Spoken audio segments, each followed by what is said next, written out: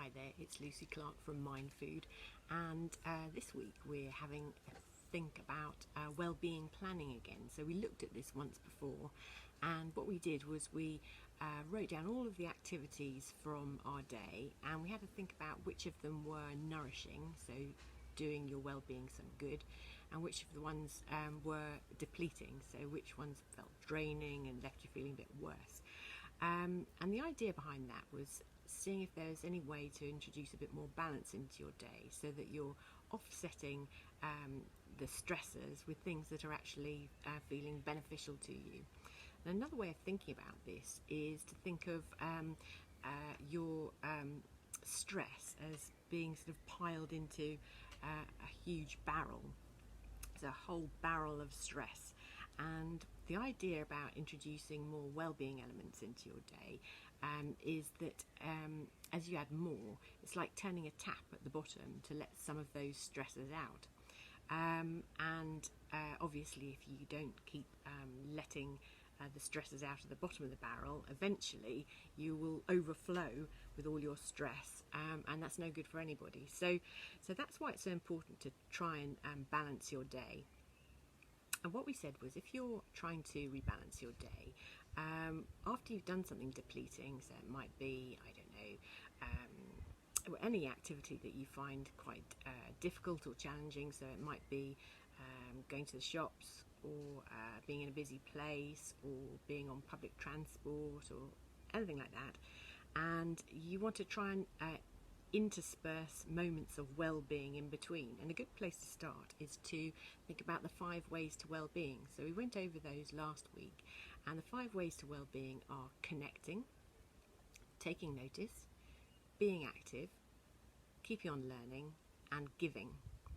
Now, I'm quite sure that a lot of you who are very busy will say that you don't have any time to work on your well-being, and to that I would say the less time you have, the more important it is for you to do this. So, or another way of looking at it is, the more you have to do, the more important it is for you to stop. And so that's exactly what we're going to be looking at this week. We are literally going to practice stopping, and we're going to check in on how we're feeling 3 times a day. So we mentioned it before, and it's maybe having a look at how you're feeling at maybe 9 in the morning, maybe just after lunch, and maybe before you go to bed, just really just noticing how you're feeling at 3 points in the day. And additionally, you're going to just stop for 1 complete minute. And it's going to be a bit of an experiment, and ideally you would time yourself doing this. I was thinking about timing myself doing it now, but I thought that would be too excruciating for everybody to watch, so you've been spared there. But I think even just the thought of sitting still for a minute sounds pretty excruciating, and there's a real chance that it'll feel longer. And you know, kids aren't the only fidgets, I can assure you. So give that a go. Just see what it's like just to stop for 1 minute. And if you're really struggling with that, how about using that minute to introduce you know, something that will boost your well-being? So maybe a mindful activity. So that could be maybe reading a poem. I'm going to post one after this, which is all about stopping.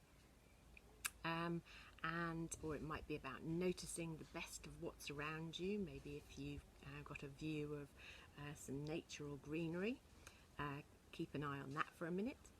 Or you might want to think of reasons to be cheerful, which is something the Action for Happiness team have suggested for this month of Joyful June. So I'll post that afterwards, and I'll be very interested to know how you're going to spend your minute and how that goes. But yeah, so stay in touch. If you like this little chat, just like us, love us, follow us wherever you found us, and if you know of somebody who might benefit, it'd be great if you could share it with them. Thanks.